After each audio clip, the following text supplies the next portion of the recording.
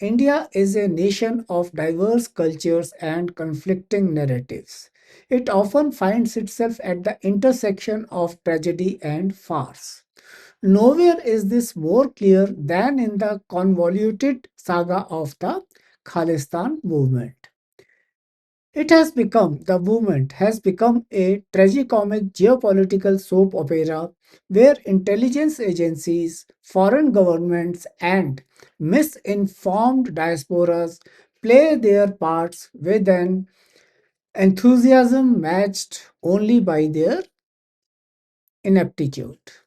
Imagine Kafka collaborating with Monty Python to create a series of diplomatic blunders, and you have the blueprint for this tragedy come comedy. As you know, Monty Python, also known as the Pythons, gained fame for their sketch comedy series Flying Circus, which was aired on the BBC from 1969 to 1974. It is a story where international players behave like children with crayons, redrawing borders with no regard for human suffering. Diplomacy becomes a charade with self serving actors orchestrating chaos, conveniently ignoring the cost of lives and livelihoods. To understand Khalistan, one must revisit Punjab, a land of golden harvests, robust culture, and indomitable spirit. Before partition, the idea of carving out a separate Sikh state was as alien to the region as veganism is to a Punjabi wedding venue. But then came 1947, a year marked by hurried bureaucratic ineptitude masquerading as governance. Britain, leaving India as chaotically as it had ruled, divided the subcontinent with the precision of a drunk cartographer. Punjab, along with Bengal, endured this hasty partition, plunging millions into violence, displacement, and trauma. Through this ordeal, the Sikh community displayed remarkable fortitude, rebuilding lives and integrating into the new India. Sikhs, a minority in India but integral to its identity, were respected for their resilience and patriotism. However, seeds of mistrust were sown by foreign powers, especially our neighboring Pakistan. Things worsened when successive Indian governments failed to identify and nip the trouble when it was still nascent. Enter the Cold War era, a time when global powers saw regions not as homes to billions but as squares on a geopolitical chessboard. For the CIA, India's friendship with the Soviet Union was an eyesore. What better way to destabilize a burgeoning democracy than by exploiting its internal divisions?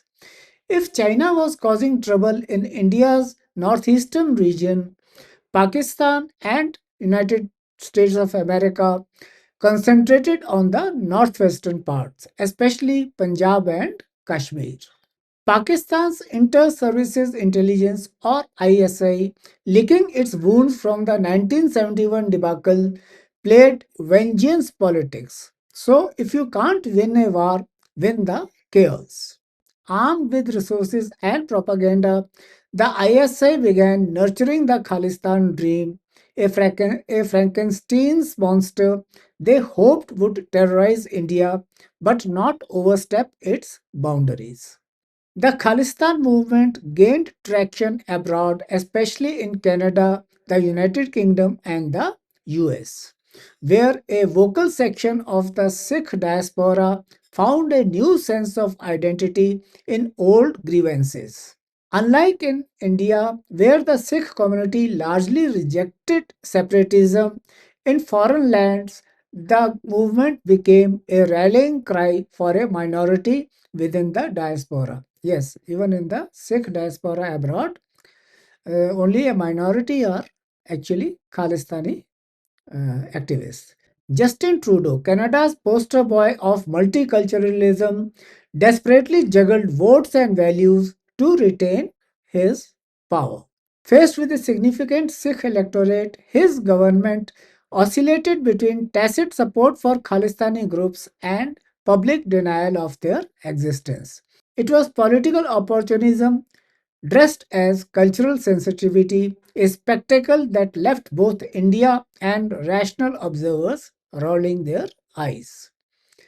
Back home in India, the Indian government's mishandling of the Punjab crisis turned discontent into defiance.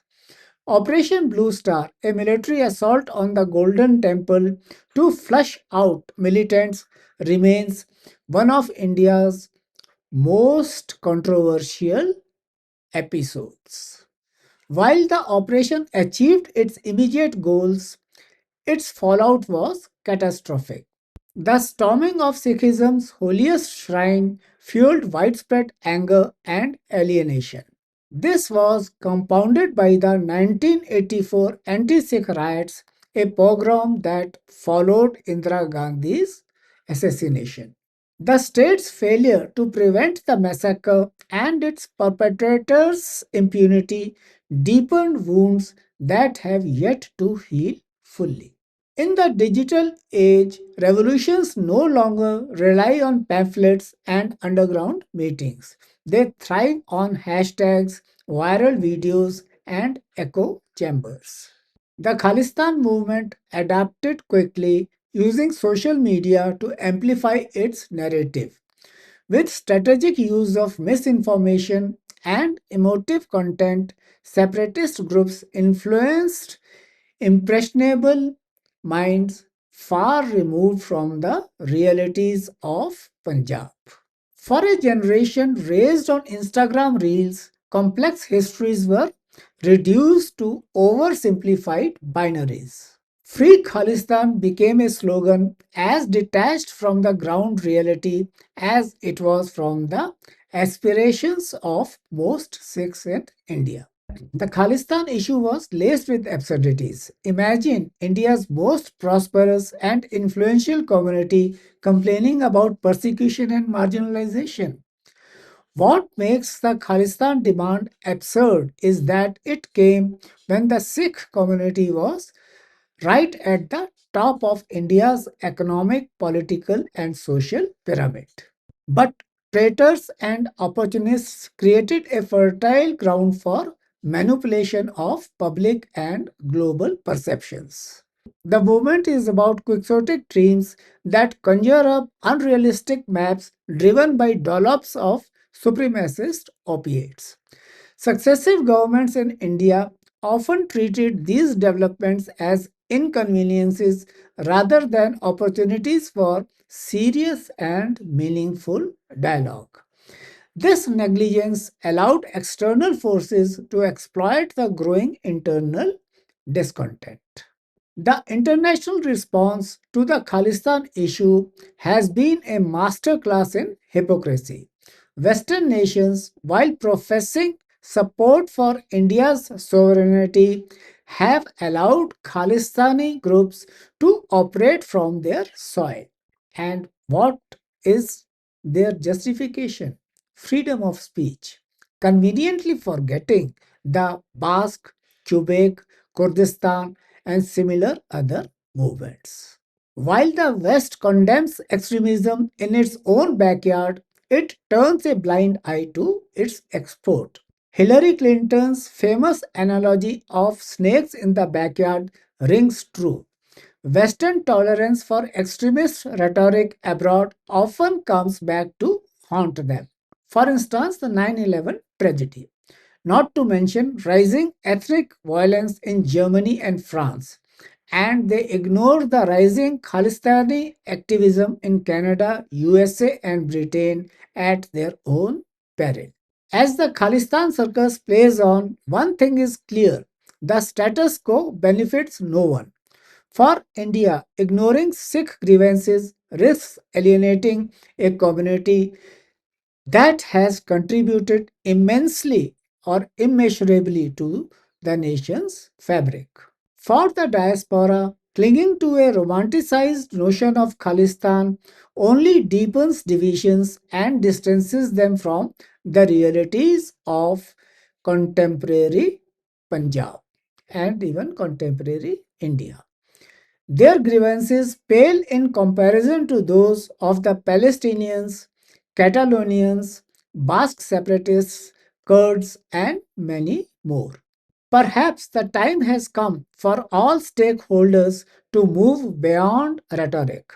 India must acknowledge and address the socio-economic issues that fuel discontent in Punjab. Diaspora communities must engage with their homeland constructively rather than through the lens of outdated ideologies gifted to them by the scheming foreign agencies out to create trouble for India.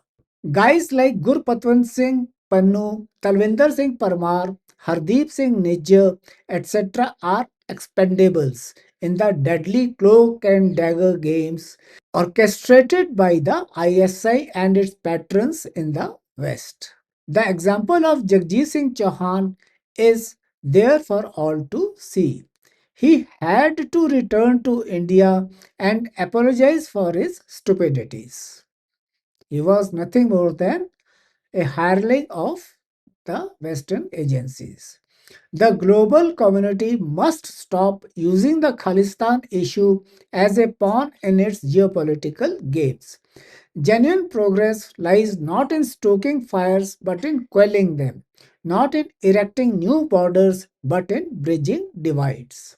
Khalistani protagonists should understand that they are mere puppets on the international stage. Their puppeteers will use them to win the global geopolitical drama. When the show ends, the puppets will be tossed into the nearest trash bin. The Great Khalistan show may serve short term ambitions of a few. Many may treat such geopolitical moves as an theater of the absurd, but real lives are not props.